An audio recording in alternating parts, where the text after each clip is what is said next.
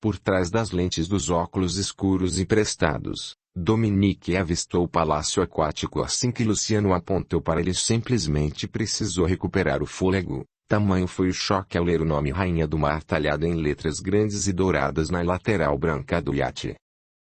Bem-vinda à minha casa, disse Luciano de forma humilde, mas Dominique notou a euforia e o orgulho em sua voz. Como ela estava atordoada demais para falar, limitou-se a balançar a cabeça em aprovação. O iate de Luciano era o penúltimo na sequência de embarcações ancoradas, mas, sem dúvida, era um dos maiores. Nunca estivera tão perto de um veículo daquele tipo e nem fazia ideia do que deveria perguntar a respeito dele. Como se adivinhasse os seus pensamentos, Luciano sorriu ao explicar. Eu encomendei há 2 anos. Sempre quis ser um privilegiado proprietário de um iate como esse e não hesitei quando a oportunidade de adquiri-lo surgiu. Eu o batizei com esse nome, porque você perceberá que ele navega com imponência, com superioridade, de forma majestosa e dinâmica. É uma rainha dos oceanos. É lindo. Porém, ainda não consigo imaginar como alguém consegue morar em um iate como esse. Pensei que eles servissem apenas para passeios. Eles têm muitas utilidades. Vamos entrar. Um homem trajando um engomado uniforme branco, com belos olhos azuis, barba e cabelos da mesma cor do uniforme, os aguardava no que Dominique julgou ser a entrada do veículo. Desceram uma pequena rampa de madeira até chegarem ao interior do convés. Connor, quero que conheça a Dominique, minha nova acompanhante. Luciano a fitou com um sorriso.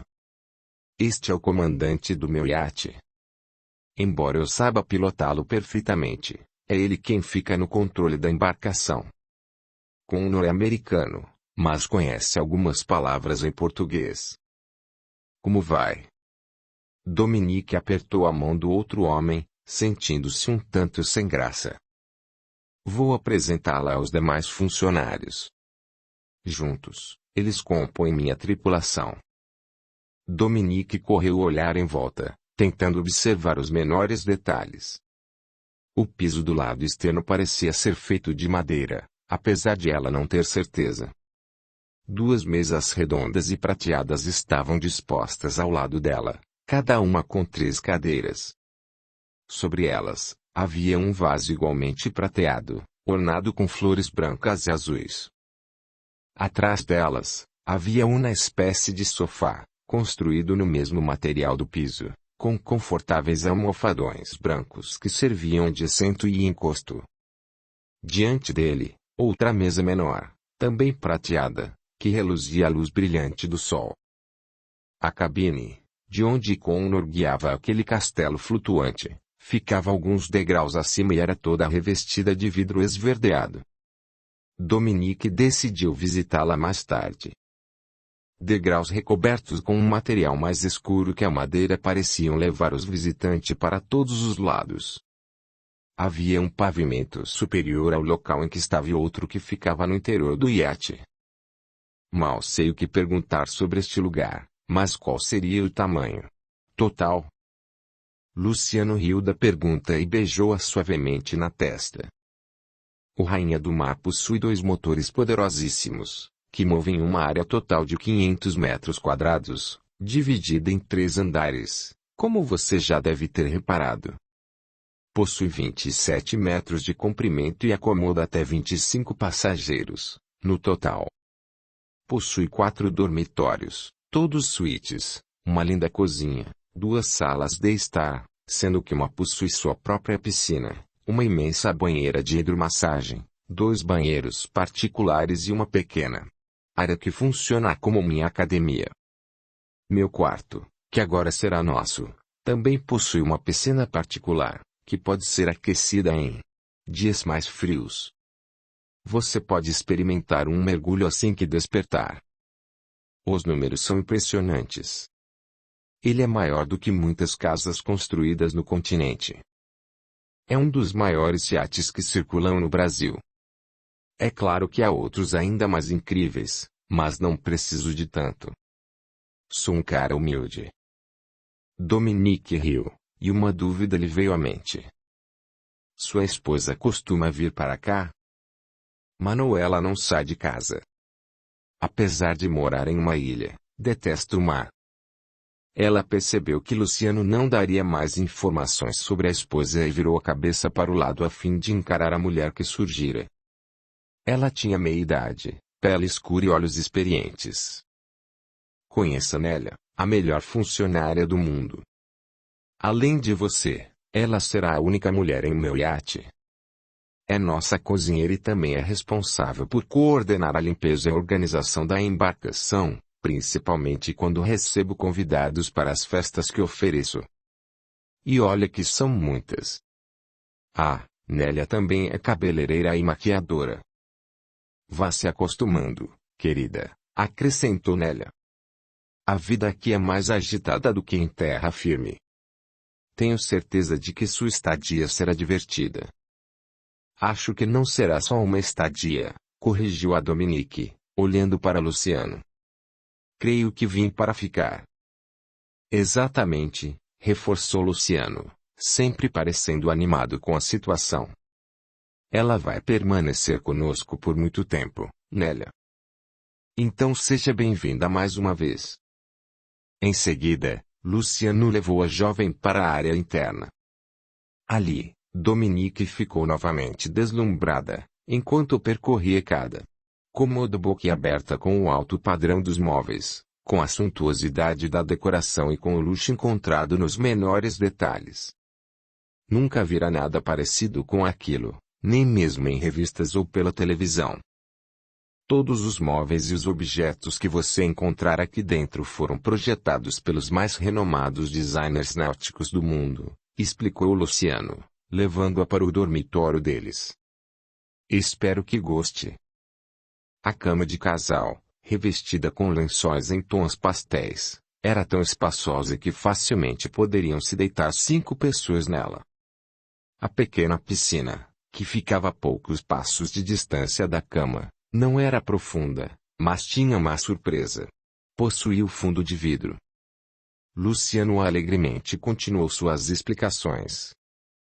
Quando estamos em alto mar e o sol está claro, é possível observar cardumes deslizando abaixo de nós. Ao entrarmos na piscina, temos a sensação de estar nadando com eles. É uma experiência única. Acho que eu não gostaria de estar nesta piscina e me deparar com um tubarão me sondando lá de baixo.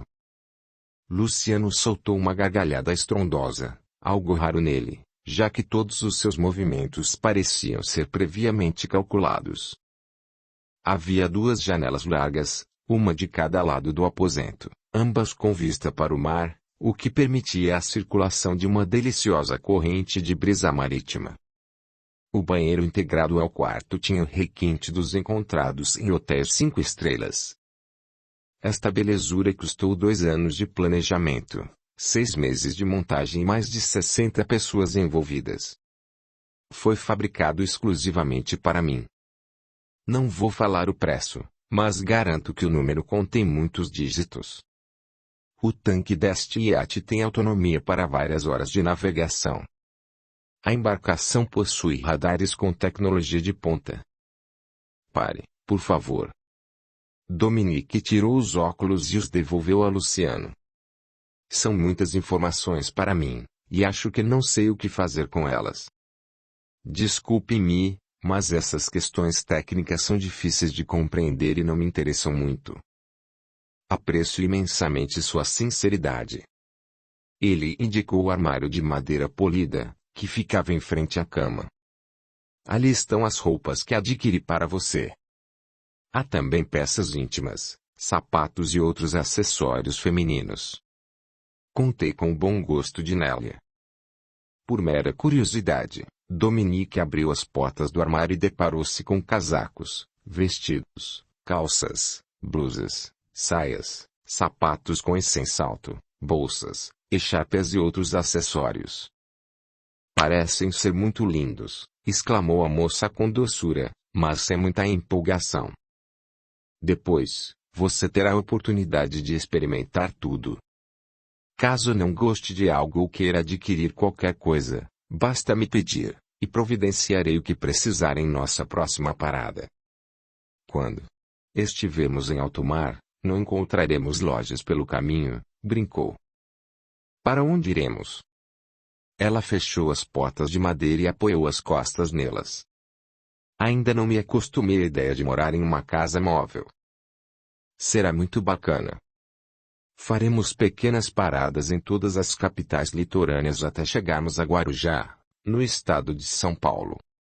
Acontecerá um evento por lá, para o qual fui convidado. Ficaremos atracados por alguns dias, antes de viajarmos de novo. Meu destino final é Fernando de Noronha, no Nordeste. Levaremos vários dias até chegarmos lá. Dominique assentiu e mostrou um sorriso opaco. Percebendo que ela não estava muito à vontade, Luciano apresentou para o restante da tripulação, entre eles, o médico da equipe, Dr. Tavares, que pareceu ser simpático e brincalhão. No total, viajariam 10 pessoas. Nélia, Tavares e Connor dividiriam um aposento. Luciano e Dominique ficariam com a suíte master e os 5 seguranças se acomodariam nos 2 dormitórios restantes. Camille e Isra estavam entre eles. Luciano os apresentou somente como seus assessores. Eram homens sérios, invocados e taciturnos. Conversavam entre si aos murmúrios e sempre paravam de falar quando Dominique se aproximava. Naquela noite, Nélia preparou-lhes um jantar especial, à base de frutos do mar. A pedido de Luciano e com a aprovação de Dominique, a funcionária elaborou um novo penteado na recém-chegada. Encaracolou os longos cabelos da moça, finalizando com uma maquiagem leve, que ressaltou ainda mais a beleza de Dominique.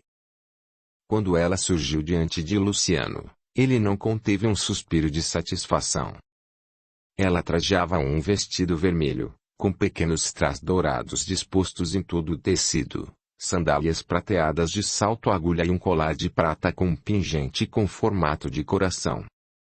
Seus cabelos escuros caíam em cachos volumosos sobre os ombros e movimentavam-se com suavidade sobre suas costas. Seus lábios estavam tingidos com um tom claro de vermelho, combinando perfeitamente com o vestido. Nossa amiga não está maravilhosa? Elogiou Nélia orgulhosa de seu trabalho. Está magnífica. Luciano levantou-se, tomou-a pela mão e depositou nela um beijo lento e sedutor. Dominique sorriu novamente, embora se sentisse totalmente deslocada ali. A jovem notara os olhares de luxúria e desejo dos demais homens. Até mesmo o comandante e o médico a admiravam, lançando-lhe intensos olhares. Intimamente, pensavam que o patrão acertara na escolha dessa vez. Entre todas as mulheres que aqueceram a cama de Luciano nos últimos tempos, Dominique era a mais formosa. Zarparemos logo após o jantar, Luciano revelou baixinho. Navegando as águas escuras do oceano, teremos nossa primeira noite de amor. Mal posso esperar. Dominique piscou um olho, o que só contribuiu para deixar de Luca ainda mais excitado. Ela escolhera aquela vida.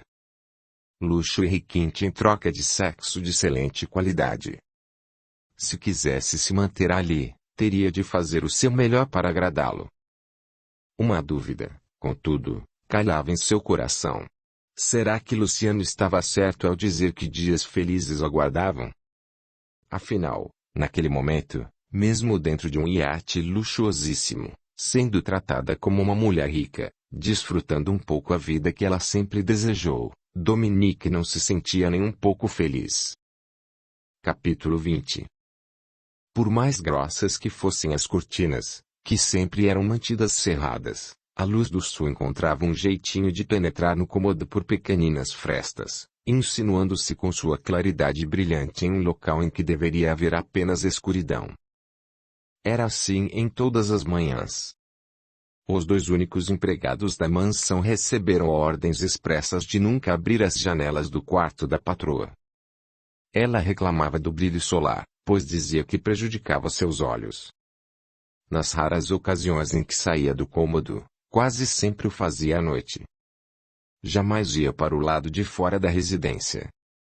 Atravessar o mar e chegar ao continente era algo impensável para aquela mulher, e os funcionários também sabiam disso. Ela não os tratava mal. Pagava-os bem e no dia certo. Às vezes, quando atrasava o pagamento, isso acontecia porque exagerava na dose de seus medicamentos e ficava um tanto dopada. Jordânia e Fagner, a governanta e o mordomo, respectivamente, sabiam que Manuela de Luca não fazia aquilo por maldade. Era uma mulher incapaz de fazer mal a alguém, a não ser ela mesma. Desde que iniciou a descida às profundezas daquela violenta depressão, tornara-se apenas um vulto sem vida própria, como um corpo sem alma ou um robô que executava ações automáticas. Manuela, contudo, nem sempre foi assim. Os funcionários da mansão não a conheceram quando ela era uma jovem alegre, sorridente, extrovertida e bem-humorada. Nascida em um lar de família humilde, a moça nunca ambicionou riqueza ou bens materiais. Gostava da vida que desfrutava e amava os pais, que sempre se esforçaram para satisfazer todas as necessidades das duas filhas. Sua irmã mais velha, Violante, Viola, pelo amor de Deus, também cresceu feliz e realizada, mesmo detestando seu nome. Onde papai e mamãe estavam com a cabeça, quando me deram esse nome horrível? Costumava brincar. Hoje, os pais de Manuela estavam mortos. Viola casara-se com um rico viúvo francês e residia nos arredores de Paris, conservando a mesma alegria e excentricidade de antes. Sempre tinha uma palavra amiga a dizer a alguém, um sorriso pronto nos lábios, um jeito exótico e divertido de colocar as pessoas para cima. Manuela, por sua vez, estava em depressão havia anos, mas piorou quando Luciano saiu de casa para morar naquele maldito iate com suas amantes. Seu quadro psicológico afundou ainda mais quando Roger, o único filho do casal, foi estudar e trabalhar nos Estados Unidos, e ela se viu sozinha, tendo apenas os dois empregados como companhia. Estava casada havia 20 anos com Luciano. Quando o matrimônio aconteceu, Manuela tinha apenas 17 anos de idade, um ano a menos que o marido. Naquela época, era uma moça sonhadora, apaixonada e crédula no amor que Luciano jurava sentir por ela. Prometeram cuidar um do outro em todas as circunstâncias, na saúde e na doença, na riqueza e na pobreza, na alegria e na tristeza. Obviamente, a promessa foi totalmente esquecida por dele, desde que transou com outra mulher. Depois dela, outras tantas mulheres passaram pela vida dele. Quando Manuela descobriu as traições, teve certeza de que já vinham acontecendo havia muito tempo. Luciano de Luca sempre foi um homem ambicioso, sem ser sovina. Conheceram-se na faculdade, e, naquele tempo, ele não era rico, embora já buscasse relações com pessoas de alto poder aquisitivo. Manuela conseguira uma bolsa de estudos para cursar medicina veterinária, e Luciano escolhera estudar administração de empresas. Muito inteligente, também conseguiu uma bolsa de estudos integral para cursar aulas de inglês. Quando obteve o certificado, já falava fluentemente o idioma estrangeiro. Os primeiros anos do relacionamento foram pacíficos, vibrantes e mágicos. Roger nasceu quando o casal completou o primeiro aniversário de casados. Ambos amavam o menino e se dedicavam ao filho da melhor forma que podiam. Apesar de ter deixado a casa dos pais para viver com Luciano, Manuela sempre os visitava. Amava-os muito, principalmente a irmã, que sempre foi sua companheira de confidências. Na época, Viola permanecia solteira, sempre torcendo pela felicidade de Manuela. Compartilhavam de uma amizade fraternal pura e verdadeira. Quando Roger completou 10 anos, algumas coisas começaram a mudar, e, para Manuela, mudaram para pior. O casal já estava morando em outra residência, muito maior e mais confortável do que a primeira. Luciano dizia à esposa que era o diretor de uma empresa do ramo do petróleo, cujos donos viviam na Arábia Saudita. Ela nunca estivera na tal empresa, contudo, não havia motivos para desconfiar das palavras dele. O marido cumpria seu papel de maneira íntegra e decente, sem deixar que nada lhe faltasse. Ela também provia seu próprio sustento atendendo animais diversos em sua pequena clínica. Especializara-se no tratamento de animais exóticos, o que contribuíra para ampliar sua lista de clientes, que lá chegavam com coelhos, iguanas, tartarugas, aves, ouriços e até cobras, além dos tradicionais gatos e cachorros. Manuela amava sua profissão e seu contato diário com os animais. Já fazia algum tempo que ela percebera que o comportamento do marido estava estranho. Não que a tratasse mal ou se mostrasse violento. Luciano parecia mais distante, silencioso, dedicando menos atenção a ela e ao filho. Na cama, mostrava-se frio, impaciente, desinteressado. Quando havia intimidade entre eles, era porque ela o procurava. Ao chegar do trabalho, ele deitava-se e adormecia alegando cansaço, conversando pouco com Manuela ou com Roger. Esse foi o tiro de largada que culminou em uma depressão sombria e angustiante. Quando relatou os fatos recentes de irmã, ouviu de Viola. Esse é o sinal claro de que há outra mulher no pedaço. Os homens se comportam do mesmo jeito quando arranjam uma amante. Não há erro. Aquela hipótese deixou Manuela muito mal. Mas por que Luciano estaria envolvido com outra mulher? Ela não era feia, cuidava-se para manter o corpo em forma, gostava de agradá-lo na cama e sempre pedia que a cozinheira preparasse os pratos que ele adorava saborear. Fazia todos os desejos dele, evitava brigas e discussões desnecessárias e sabia ser uma excelente mãe. Por qual razão ele teria perdido o interesse por ela? Roger também havia notado que o pai estava disperso. Quando indagava sobre isso, Luciano justificava-se dizendo que estava cansado, com uma demanda muito grande de serviço. Falava que precisava trabalhar muito, se quisesse fazer valer o alto salário que recebia. Tempos depois, a situação piorou. Luciano simplesmente deixou de transar com Manuela.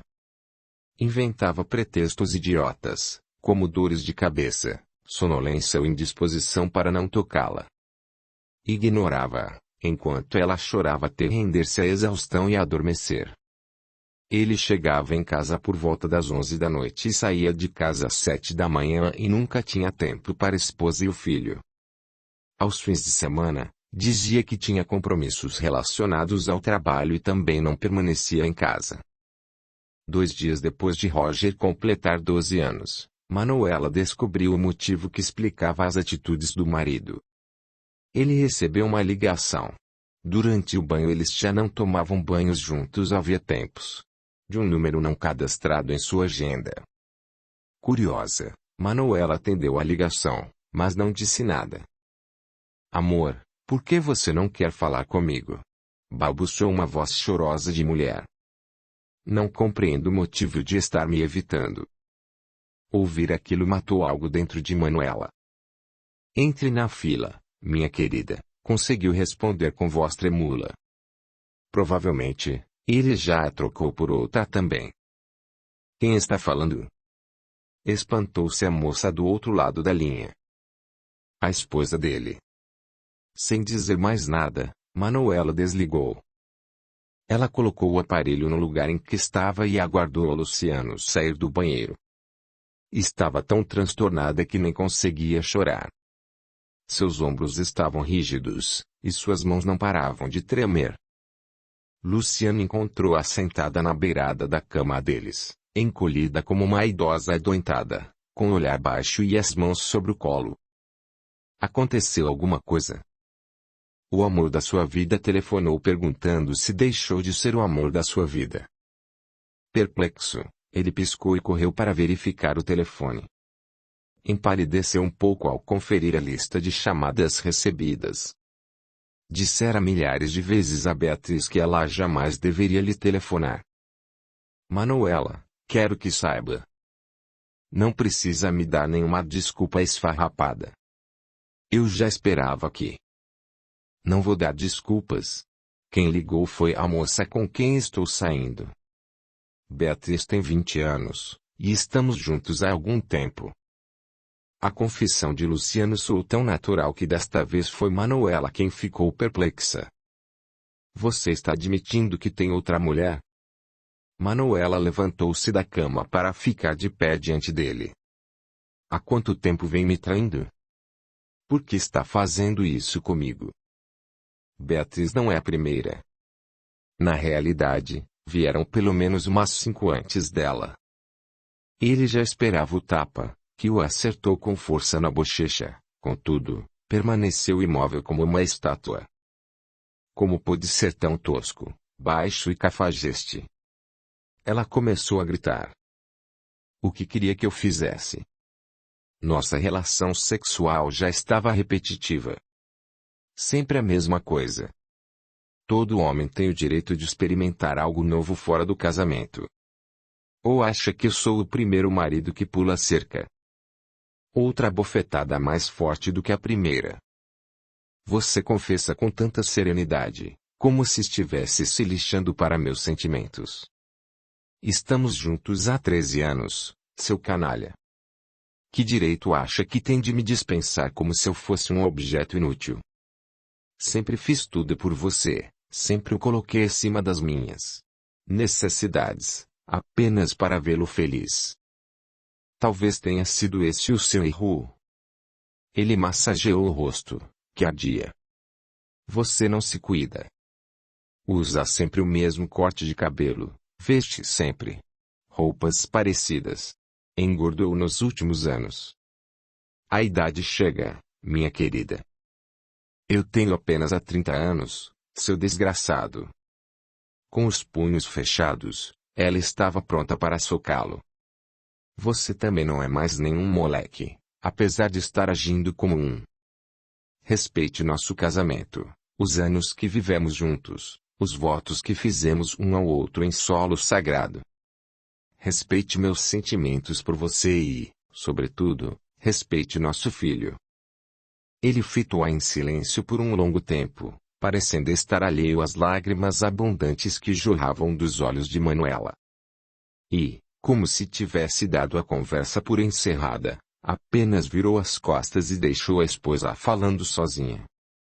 Aquela foi a primeira noite em que Luciano dormiu fora. Roger, que conseguira captar parte da discussão, foi questionar a mãe sobre o que estava acontecendo. Era uma versão adolescente do pai, com os mesmos cabelos fartos e negros, o mesmo rosto encantador e o mesmo sorriso peralta. Manuela nunca mentira ao filho e não o faria desta vez. Contou que estava sendo traída e que o próprio Luciano admitira isso. Sem saber como reagir e querendo impedir que a mãe chorasse de novo, ele abraçou-a com força, tentando, por meio daquele gesto, fornecer-lhe carinho, consolo e apoio. A partir daí, o casamento despencou ladeira abaixo. Discussões acaloradas passaram a ser frequentes e, de vez em quando, terminavam em agressões físicas, com Manuela se atracando com Luciano. Ele deixava-se apanhar passivamente. Jamais reagia, o que a deixava ainda mais rancorosa. Nunca mais voltaram a se relacionar sexualmente. Luciano passou a dormir em outro quarto e já não fazia questão de esconder seus casos românticos nem mesmo de Roger. Sabia que o garoto já tinha idade e maturidade suficientes para entender as decisões que seu pai tomava. A situação se tornou tão insustentável que Luciano tomou a decisão que lhe pareceu mais sensata: pedir o divórcio.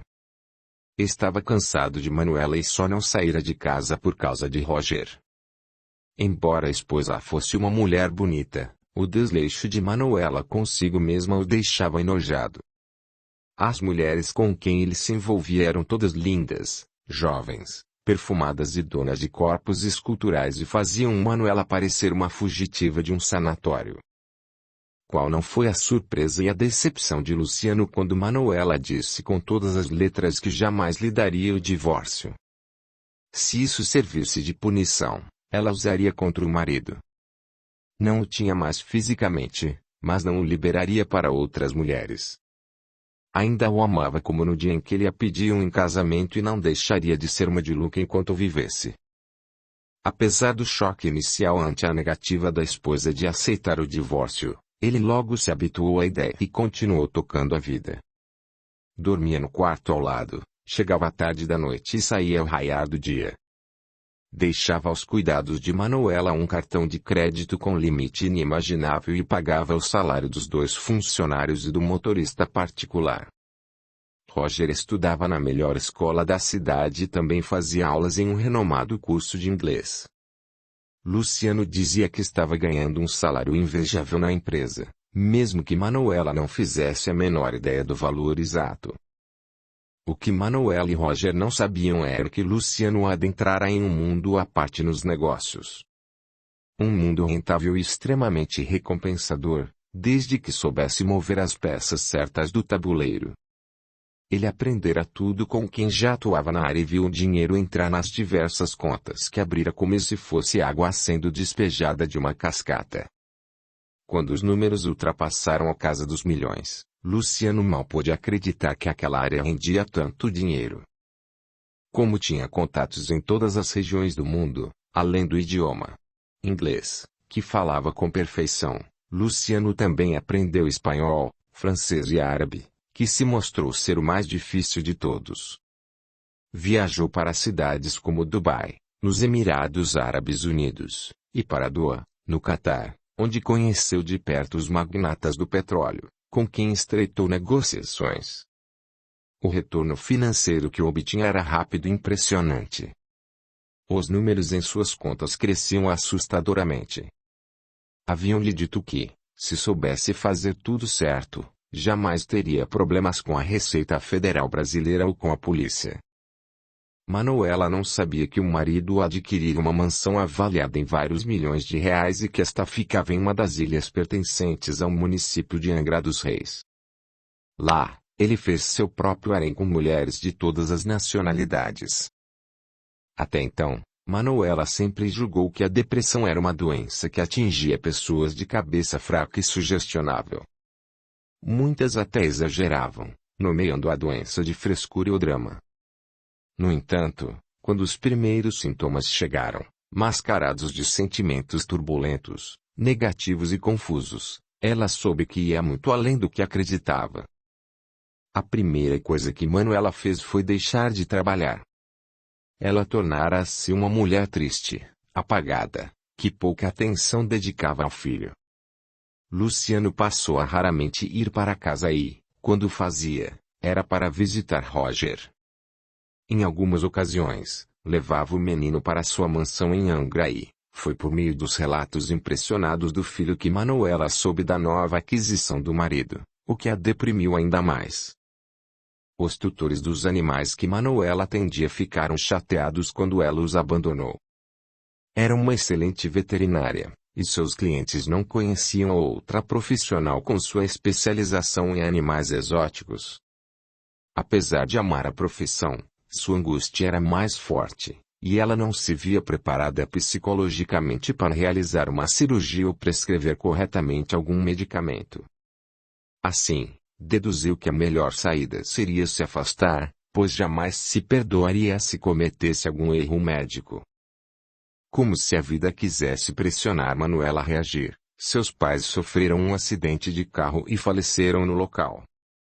Quando recebeu a notícia, ela pensou que também morreria.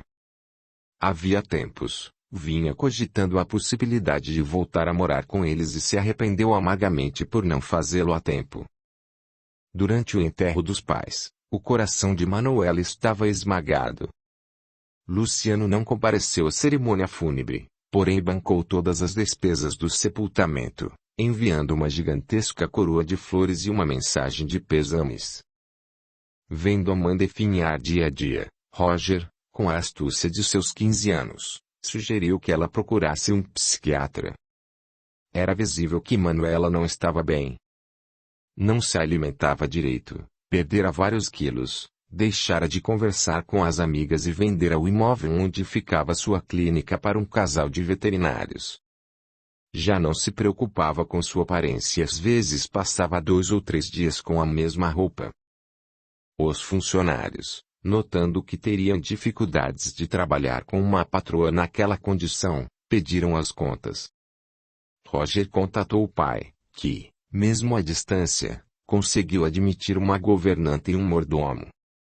Jordânia e Fagner permaneceriam com Manuela até os dias atuais, pois eram pacientes e amorosos. Ficavam compadecidos com a tristeza e a falta de ânimo em uma mulher tão jovem. A única pessoa que Manuela recebia em sua casa era a irmã. Viola, dona de uma energia contagiante, a obrigou a se consultar com um psiquiatra. Os primeiros medicamentos chegaram para diversas indicações diferentes. Manuela, contudo, tornou-se dependente deles nos anos seguintes. Viola conheceu um turista francês que estava a passeio em Angra dos Reis com um primo. O homem era 30 anos mais velho do que ela e 30 vezes mais rico. Uma química espontânea surgiu entre eles, e Antônia a pediu em casamento. Se Viola aceitasse o seu pedido, a levaria para viver com ele na França. Ela relutou. Gostava de verdade de Antônia, desmentindo os maldosos comentários que surgiram de que ela estava apenas interessada no dinheiro dele. Viola relutou em ir, porque não queria abandonar a irmã naquele estado. Sabia que, além de Roger, era a única amiga e companheira de Manuela agora. Luciano fora um canalha com Manuela, porém reconhecia que a irmã se entregara demais ao sofrimento. Murchara como uma flor sem água, não demonstrava alegria de viver nem motivação para fazer nada. Não queria viajar, não queria fazer compras, não queria conhecer outros homens, não queria se levantar da cama. Somente chorava e se lamentava por um casamento fracassado, pelas traições que amargava e por um amor que já não era mais correspondido. Por outro lado, foi a própria Manuela quem sugeriu à irmã que aceitasse o pedido de casamento e fosse buscar a felicidade. Explicou que ela mesma já sofrera perdas demais e que essa seria por uma boa causa.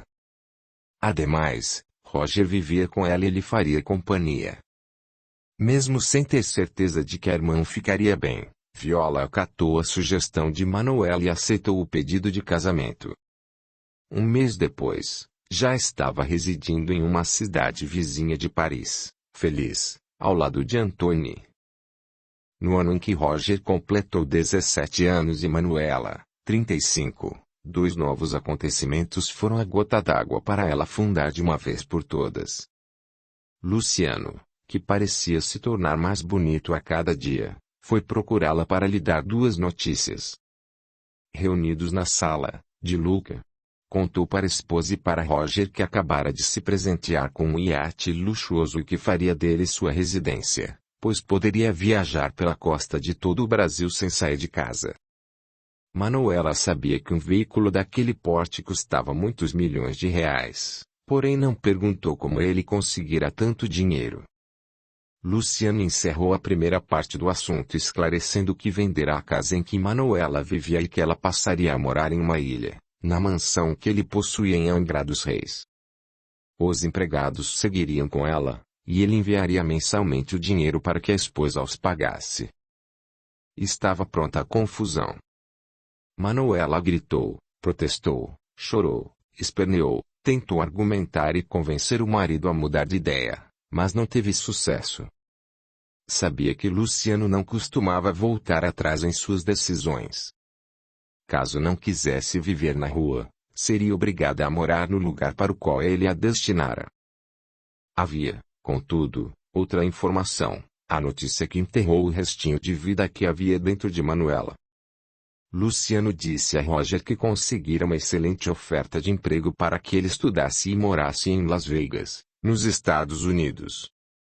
Como o filho também se comunicava muito bem em inglês, não teria dificuldades para se adaptar à nova cidade. Seria uma oportunidade indispensável, e, quando ouviu o garoto aceitar o convite, Manuela perdeu os sentidos. Não havia nada que pudesse fazer para impedir Roger de ir embora. Manuela disse que o amava e que ele era sua única companhia agora. Ele rebateu dizendo que estava farto de ver a mãe entregue à depressão e que ela nunca procurava reagir e melhorar. Você está morrendo aos poucos e não posso ajudá-la, mãe, ele contrapôs, chorando por ver a mãe tão derrotada. Quero viver minha vida. Tenho esse direito. Não posso trazer amigos para cá, pois o barulho a incomoda. Não posso namorar, porque você acha que a garota iria me tirar de você. Não posso trabalhar, pois você afirma que tem um pai rico. Deixe-me viver, por favor. Quero ser feliz. Desculpe dizer isso, mãe, mas você tem sido uma pedra enorme em meu sapato. Ao ouvir daquilo, Manuela se calou e se manteve assim nos anos seguintes, presa nas agruras de uma tristeza sombria que a tomara por completo. Mudar-se para a mansão da ilha não fez dela uma mulher melhor.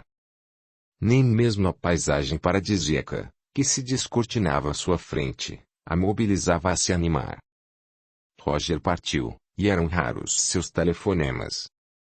Vinha visitá-la somente uma vez por semestre. Ele parecia mais bonito, maduro e animado. Intimamente, Manuela estava feliz pelo filho. De fato, o rapaz precisava usufruir sua juventude e viver. Seria feliz, do mesmo jeito que um dia, no passado, ela acreditou que também seria. Depois de tantos anos, ainda teimava em não dar o divórcio a Luciano. Ele nunca ia vê-la, exceto quando Roger passava alguns dias com ela na mansão. Nunca sabia em que lugar do Brasil o marido estava, com seu barquinho desgraçado e suas amantes interesseiras. Na reclusão de seu dormitório, nunca via a luz do sol, a não ser uma ou outra nesga de claridade, que, de vez em quando, transpassava o tecido grosso. Jordânia. Tentava forçá-la a comer, o que não funcionava muito. Manuela passava o tempo todo deitada, levantando-se apenas para usar o banheiro. Ali, ela chorava, sem vontade de fazer nada, totalmente entregue aos tormentos daquela doença da alma. Capítulo 21. O Rainha do Mar deslizava suavemente sobre as águas escuras e calmas do oceano, deixando uma agitada esteira de espuma branca em seu encalço. O tempo estava firme, e o céu muito estrelado estava enfeitado por uma lua cheia, que parecia apreciar a própria imagem refletida no mar. Era essa a visão que o Dominique teria, se observasse a paisagem através de uma das janelas do seu aposento. O vento suave sacudia os cachos modelados por Nélia, fazendo alguns fios teimosos de cabelos cobrirem seu rosto. Nunca estivera em mar aberto, embora dali ainda fosse possível enxergar o brilho das luzes no continente. Ouviu um barulho suave atrás de si, olhou por cima do ombro e viu Luciano entrar devagar. Na mão, ele trazia 2 taças com um líquido dourado borbulhante. Champanhe francês de uma excelente safra. Ofereceu uma das taças a ela. Nunca bebi nada importado e mal sei o que é uma safra. Riu Dominique. Ainda trajava o vestido vermelho e conservava no rosto a maquiagem que nela lhe fizera. O jantar fora interessante. Dr. Tavares e Nélia tentaram enturmá-la, contando algumas piadas para que a viagem soasse mais descontraída para ela. Connor, o comandante americano, pouco se expressava em português. Camille mantinha sua aparência de estátua de gesso, bem como Esra, que, segundo soubera, se comunicava com o patrão somente em árabe. Havia em Brutamonte mal encarado chamado Iago, que sempre fitava a Dominique com olhos cheios de desejo, mas só o fazia após se certificar de que Luciano não estava olhando.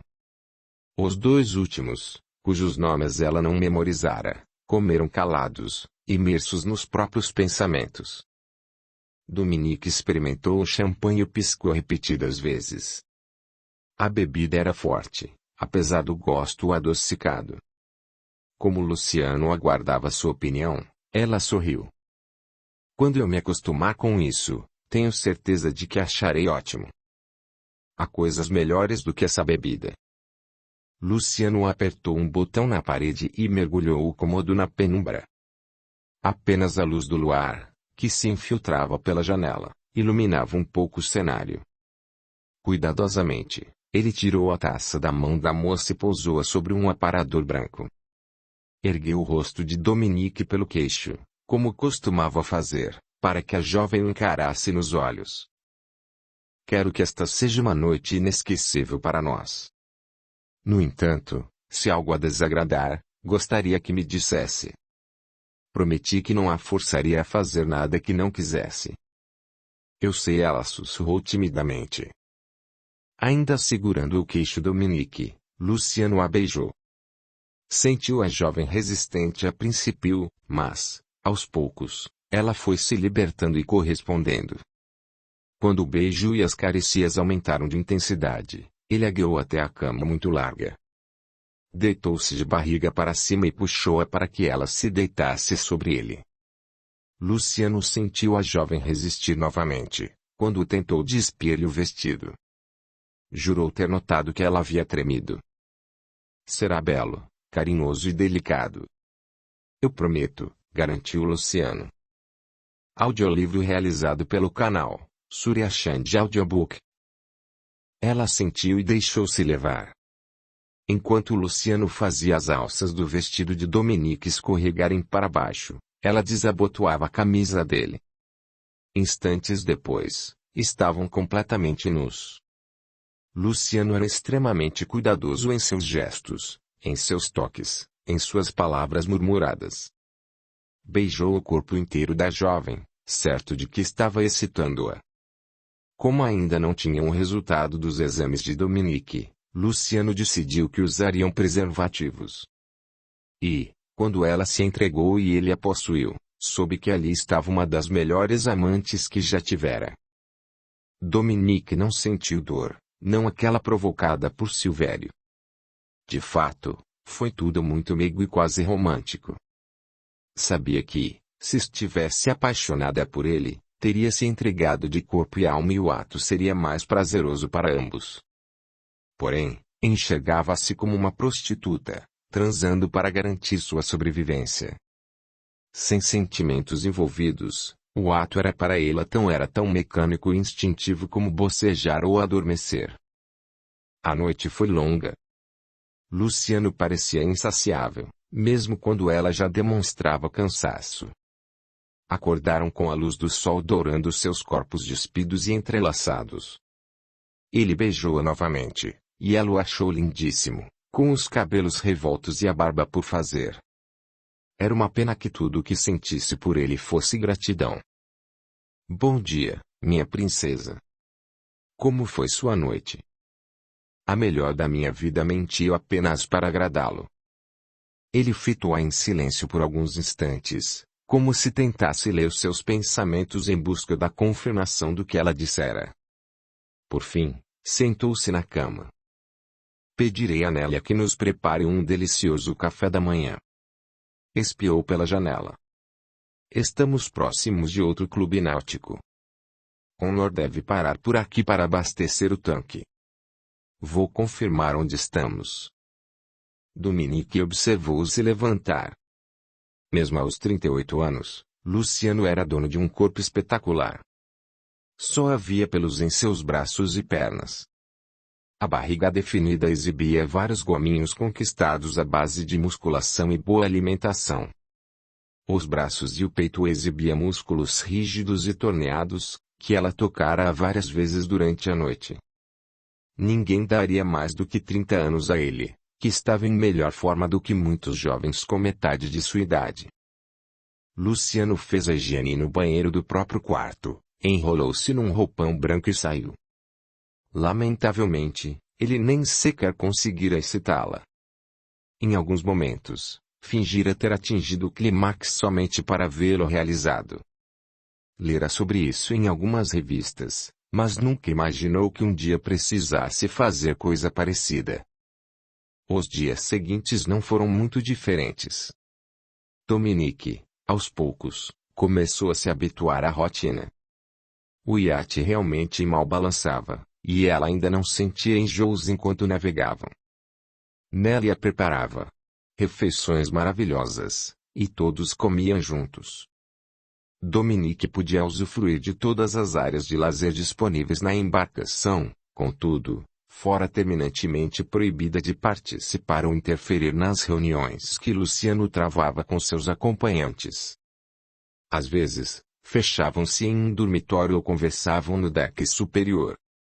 Quando os via reunidos, não ousava se aproximar. No quinto dia após a chegada de Dominique ao latte, enquanto Luciano conversava com seus seguranças nos sofás externos e Connor conduzia a Rainha do Mar lentamente, o médico da tripulação perguntou se poderia conversar com a jovem em particular. Dominique estava assistindo à televisão em seu quarto, quando ele apareceu. Era a primeira vez que recebia uma visita masculina que não fosse a de Luciano e se perguntou se ele não ficaria aborrecido com aquilo, caso já não estivesse sabendo. Tavares era alguns anos mais velho do que o patrão, mais baixo e tinha alguns quilos a mais. Não deixava de ser bonito e não trazia nenhuma aliança nos dedos das mãos. Incomodo-a? Ele perguntou após bater a porta. Pode entrar. Luciano está me chamando. Não. Ele está discutindo negócios, e nem sempre eu participo desses assuntos. Dominique desligou a televisão e puxou a beirada do lençol até o pescoço. Estava nua por baixo dele, porque aguardava a Luciano na cama. Evitava circular pelo iate em trajes de banho, porque os outros homens a avaliavam como se estudassem a compra de uma escrava. Não fazia ideia se Luciano percebia aquilo e consentia ou se ele nunca se dera conta de que desejavam sua parceira. Como posso ajudá-lo? Na verdade, eu vim ajudá-la. Tavares apanhou um puff branco e acomodou-se nele, olhando-a com atenção. Gostaria de conversar sobre você. Sobre mim? Você está aqui para agradar Luciano. Isso todos já sabem. No entanto, gostaria de lhe fazer uma pergunta. Durante o tempo em que estiver com o Luciano, realizando os desejos dele, quanto você conseguirá fazer por si? Quanto conseguirá agradar a si mesma? Não entendi aonde você pretende chegar com essas perguntas. Eu trabalho há algum tempo para Luciano e lhe garanto que ele é um bom homem. Durante todo esse período, muitas mulheres ocuparam o lugar que você ocupa atualmente, e observei nelas o mesmo comportamento. Desdobravam-se para agradar a Luciano para não perder as mordomias que ele lhes oferecia. Tornavam-se verdadeiras escravas dos desejos dele, anulando completamente suas vontades pessoais. Elas optaram por agir como bonecos sem personalidade e vida própria. Eram máquinas humanas a serviço do meu patrão. Mas elas chegaram aqui sabendo que as coisas seriam assim, não?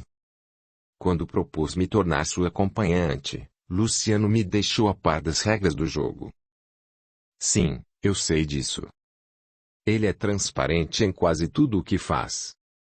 Tavares pigarreou, como se quisesse sair daquele assunto, antes que Dominique lhe fizesse perguntas. A conversa que estamos tendo agora ocorrerá somente neste momento. Saiba que não voltarei a importuná-la. Mesmo assim, gostaria que me ouvisse.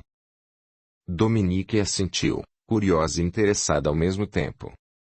Afinal, o que aquele médico queria com ela?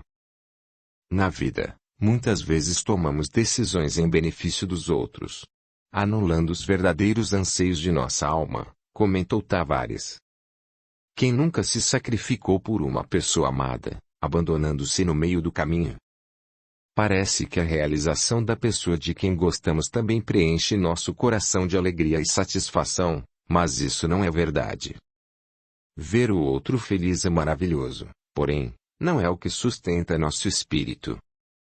Só ficamos felizes de verdade quando fazemos algo por nós mesmos, nos cuidamos, nos tratamos com carinho, amor e ternura.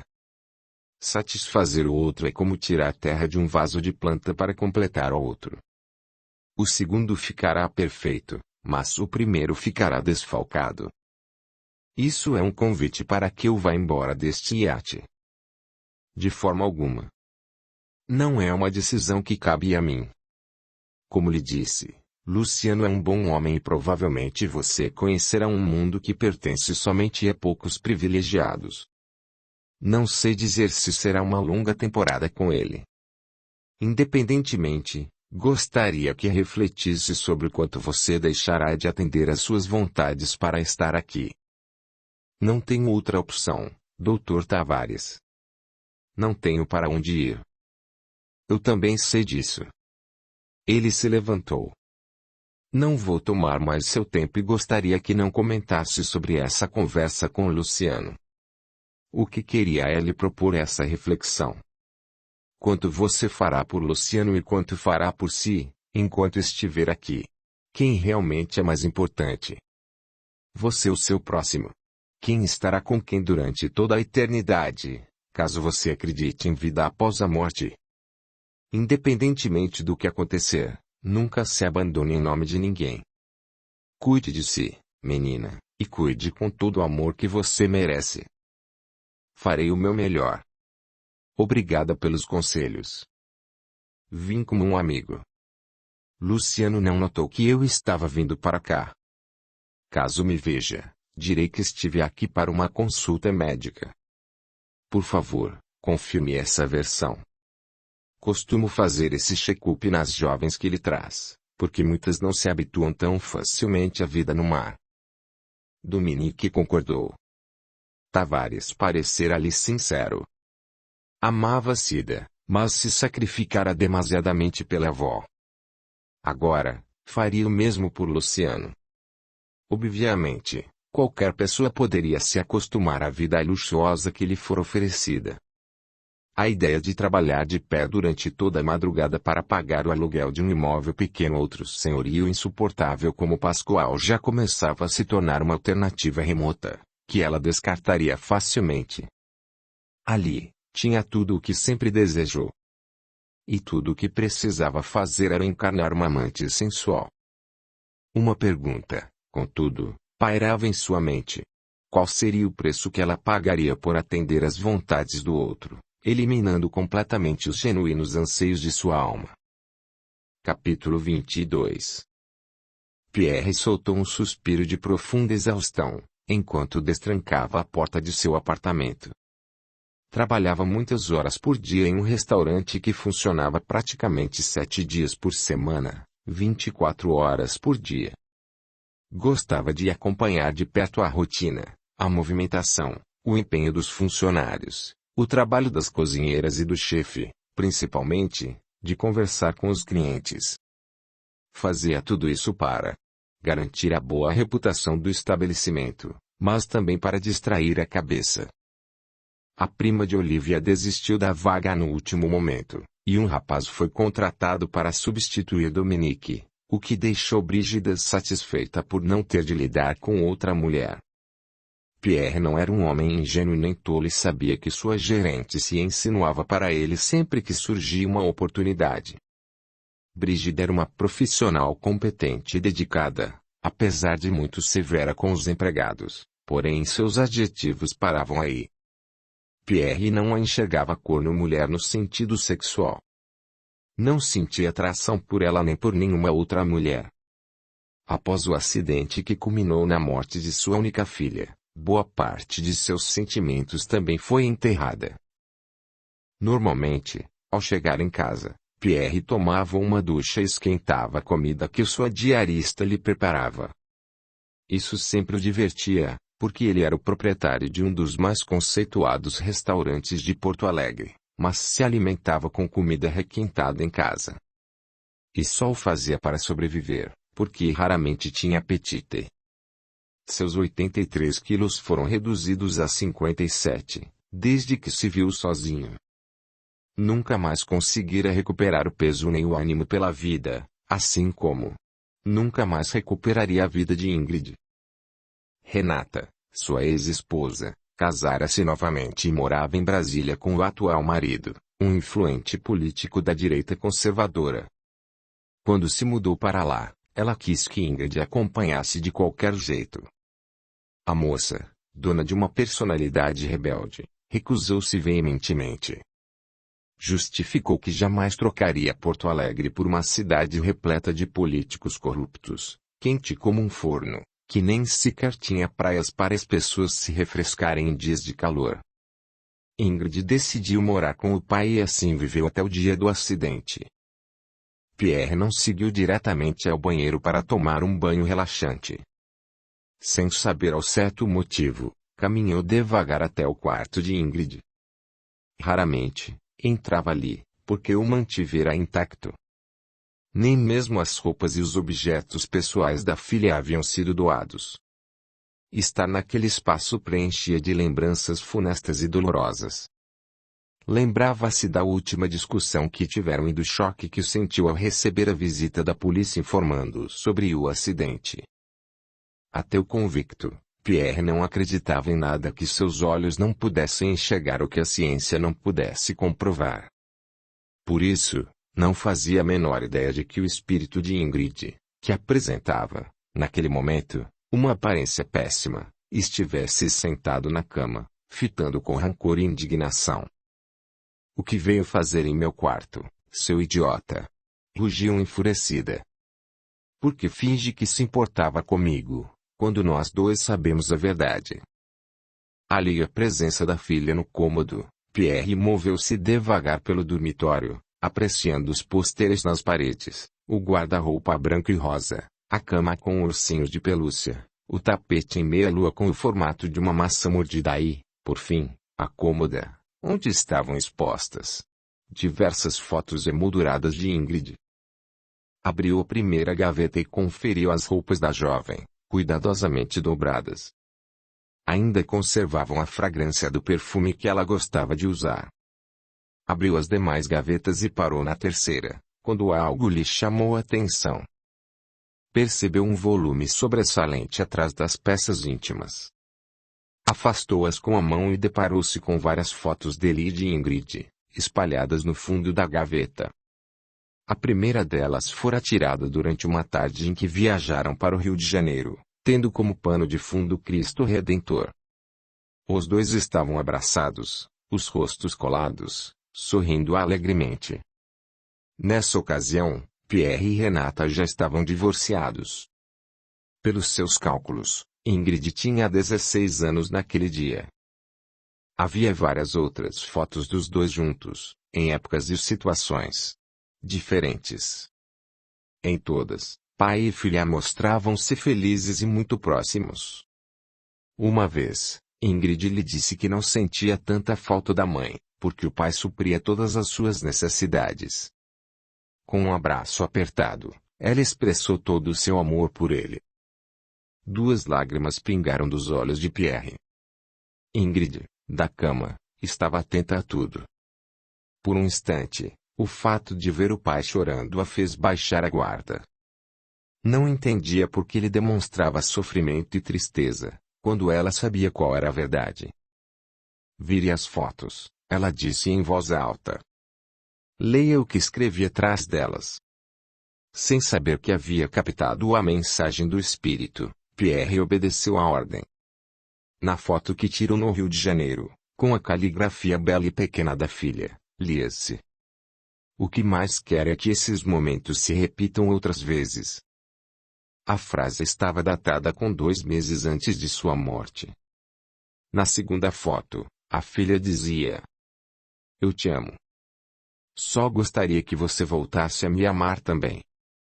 Havia mensagens semelhantes nos outros retratos, em que Ingrid dizia que sentia falta de Pierre e que seria feliz se eles se aproximassem novamente. As lágrimas pingavam abundantes dos olhos dele. Ingrid contemplou por alguns instantes, até que sentiu o ódio tomar seu coração outra vez. Falso. Mentiroso. Ela levantou-se, aproximando-se do pai. "Não tem ninguém aqui, além de mim, que sou invisível agora. Por que perde tempo fazendo todo esse teatro? Seu drama não está nem um pouco convincente." Pierre sentiu ligeiro mal-estar, mas o atribuiu ao cansaço.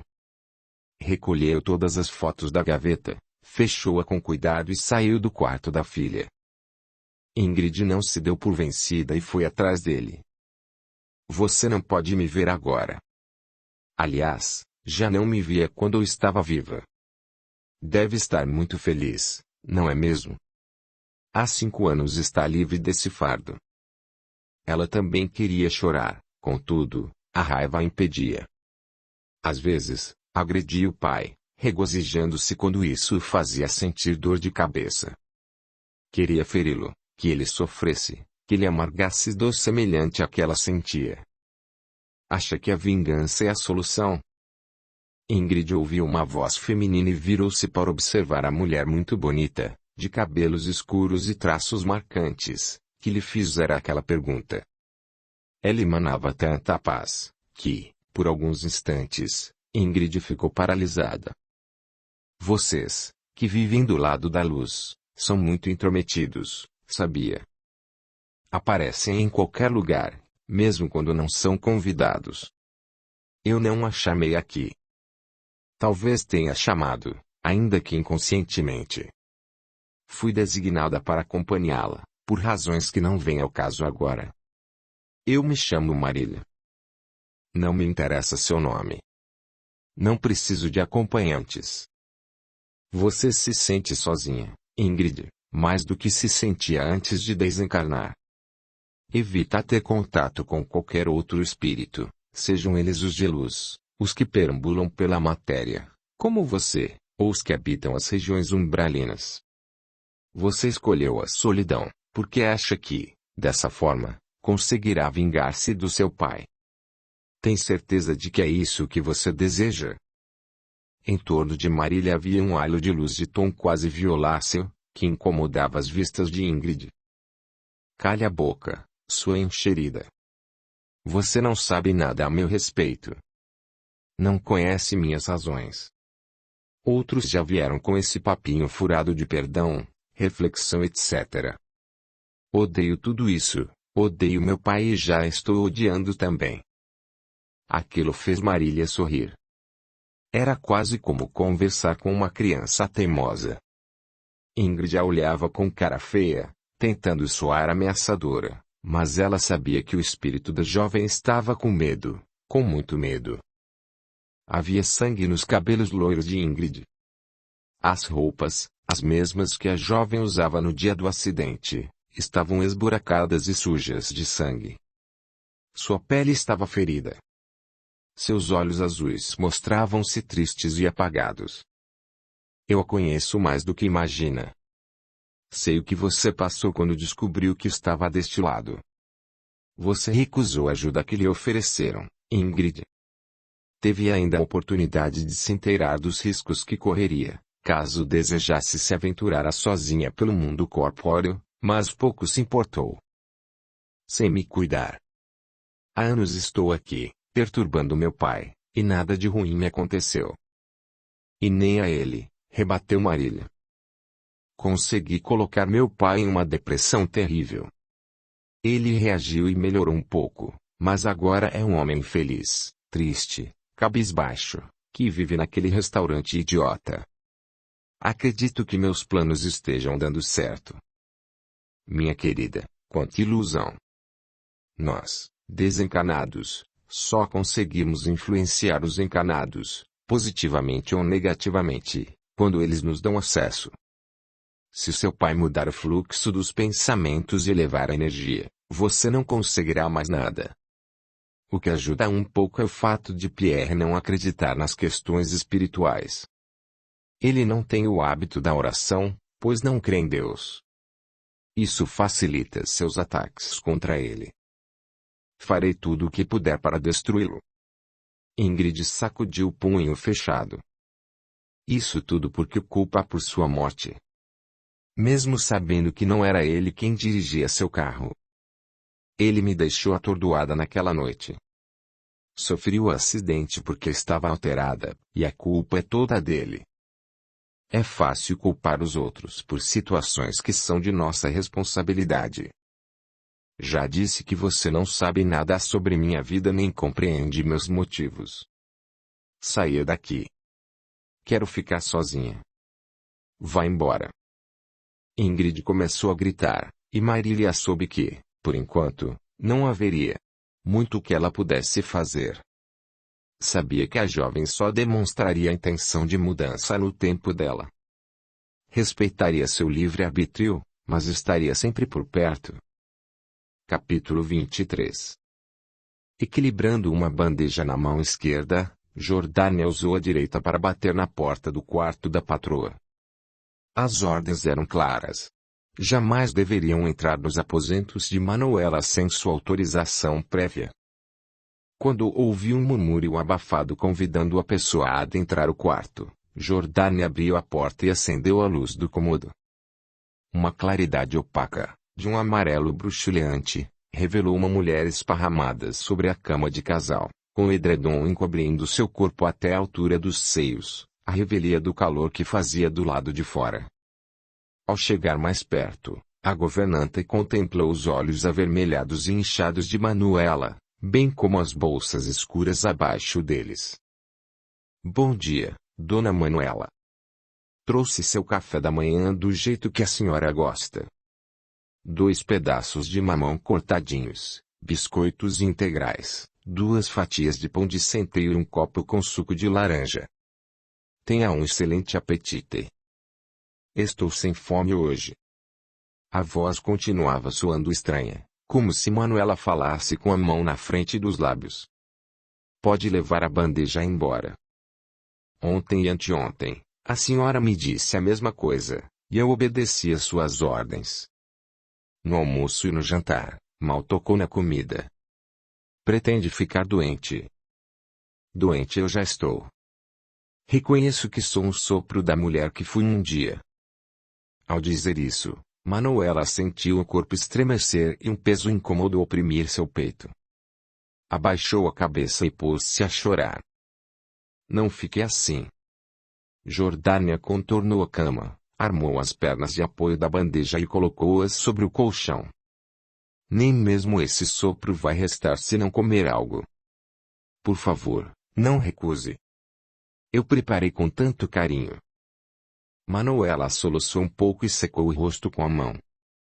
Jordânia olhou em torno, incomodada com aquele ambiente pesado e opressor.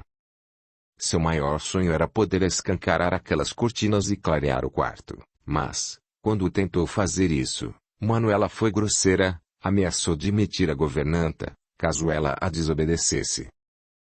Jordânia deteve o olhar na patroa. Sabia que Manuela tinha 38 anos. No entanto, sua aparência atual a fazia parecer uma mulher de 50. Os cabelos castanhos e lisos estavam amarrados bem no alto da cabeça, e os fios derramavam-se para os lados como se fosse uma fonte.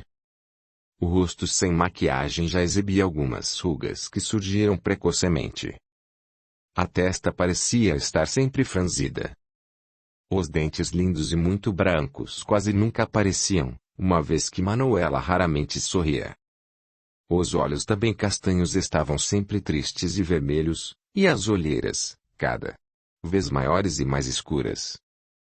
Jordânia tentava imaginar o quão bonita a Manuela havia sido. Sabia que um dia ela fora uma mulher feliz, afinal, ninguém nascia com depressão. O que me diz? Vai mesmo me fazer essa desfeita?